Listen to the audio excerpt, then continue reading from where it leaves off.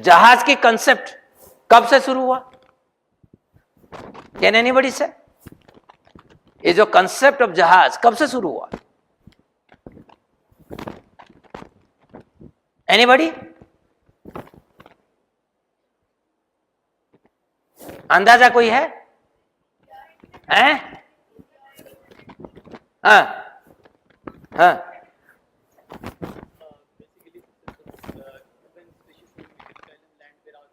हाँ इंसान को दूसरी जगह के लिए खोजना पड़ा। हाँ। तो जब एक जगह पे लैंड का पोर्शन खत्म होना शुरू हुआ, क्योंकि पॉपुलेशन बढ़ती जा रही थी, रिक्वायरमेंट्स बढ़ती जा रही थी, तो उसको स्टेप कहीं और पहुंचने के लिए आगे समुद्र था। अब तरीका निकाला गया समुद्र को पार कैसे किया जाए। तब पहली बार किसी के दिमाग में आइडिया आया होगा कि चलो कुछ बनाया जाए। तब सबसे पहले वो डंडों से जैसे बनाते हैं, सिंपल सा फॉर्मेट, ताकि जो समुद्र के ऊपर तैर सके। तो सबसे पहली शुरुआत मेरे हिसाब से वहाँ से हुई होगी कि जहाज़ कैसे बना होगा।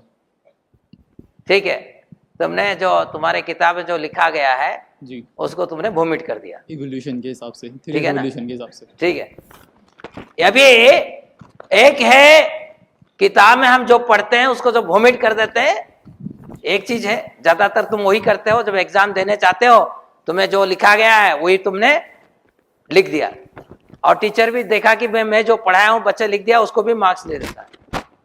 उससे हटकर सोचना एक अलग बात होता है। अब ने ये बताया कि एक जमाने में ऐसे था कि लोग लैंड में आना शुरू हुआ।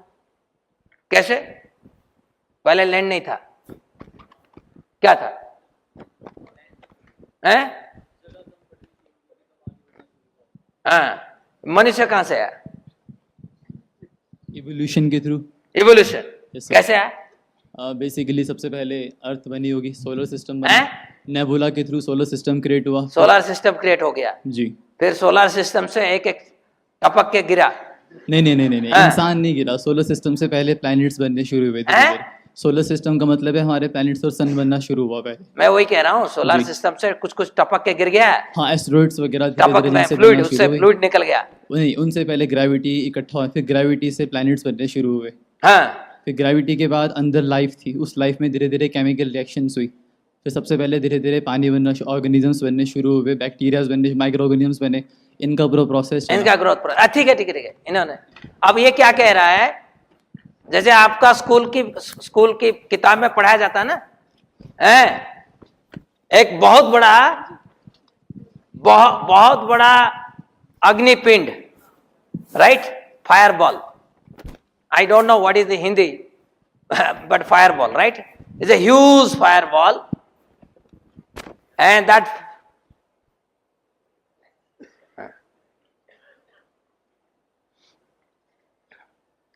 इधर भी जगह है। हमारी जो गेस्ट हैं उनको थोड़ा जगह करा दो, ठीक है। एक बड़ा फायरबॉल है, और वो फायरबॉल जो है उससे छोटे छोटे टुकड़ा निकल गया, और वो अर्थ, मार्स, वेनस ये सब बन गया, right? And this is basically A fireball, right? तो फायरबॉल जो है वो धीरे धीरे धीरे धीरे धीरे एक फायरबॉल हो गया अर्थ प्लैनेट, और उसमें धीरे धीरे धीरे पानी भी आ गया। कैसे पानी आ गया है? और नॉर्मली क्या होता है, अगर कोई फायरबॉल है, कुछ देर के बाद वो उसकी सरफेस ठंडा हो गया, मगर अंदर में क्या होगा? गर्मी रहेगा ना, आग रहेगा अंदर। सच है कि नहीं? अब साइंटिस्ट लोग कह रहे हैं कि ये जो पृथ्वी है उसकी सेंटर में बहुत बड़ा महासागर है, पानी भरा हुआ है।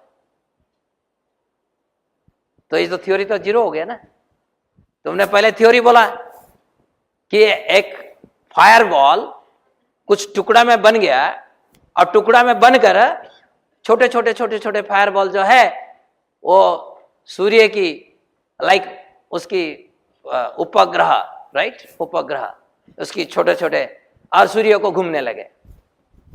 सूर्य उसको अपना ग्रेविटेशनल फोर्स से बांध के रखा, और ये जो छोटे छोटे हैं उसमें धीरे धीरे धीरे धीरे धीरे धीरे उसकी सरफेस जब ठंडा हो गया फिर उसमें कैसे भी पानी भी आ गया, सब कुछ आ गया, फिर सब पेड़ भी आ गए और सब कुछ आ गया।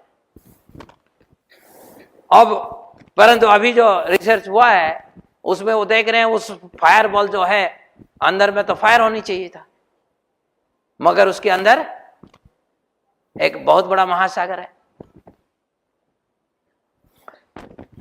तो यानी कि ये समझ लेना चाहिए जो हमारी जो किताब में जो पढ़ाया जाता है that is not always true.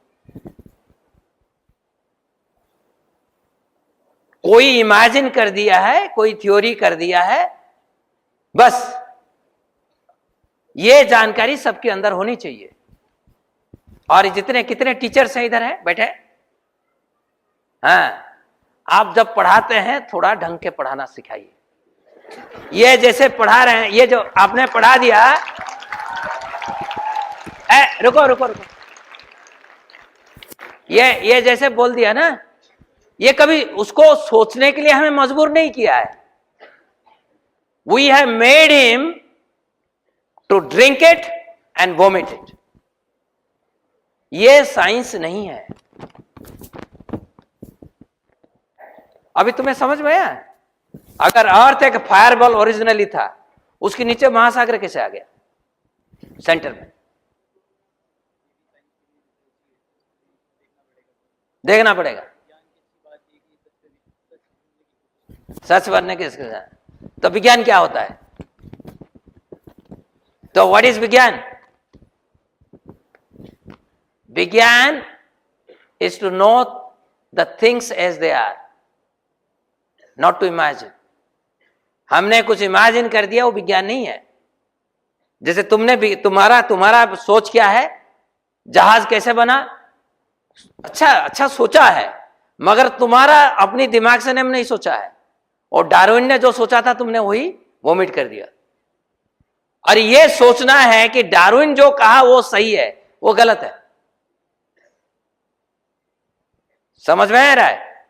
तो डार्विन जो कह दिया वो सच है, वो गलत है। ये डार्विन ने कहा है, उसमें कितना सच है नहीं है ये तुम्हारा काम है निकालने के लिए। हैं, डार्विन जो कह दिया ये नहीं कि वो सही है वो गलत है। हैं, डार्विन ने कह दिया तुम्हारा पूर्वजों जो है बंदर है। देखा है? अरे देखा है कोई बंदर बन गया है? अच्छा, मानते नहीं हो? अच्छा ठीक है। कितने लोग मानते हो तुम्हारा पूर्वजों बंदर है? हाथ ऐसे उठाओ। हैं? तो क्या है तुम्हारा नाम क्या है? हैं? तो हाँ बोलो। हाँ, क्या डार्विन इज गॉड? हाँ हाँ,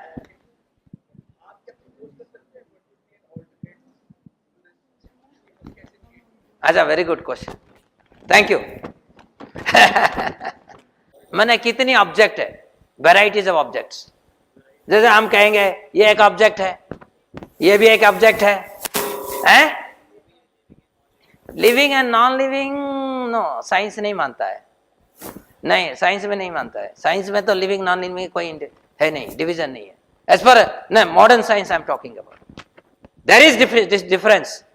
There is difference between living and non-living. That is a different thing. But within science there is nothing. That is why science can say from monkey you have come. Visible, non-visible.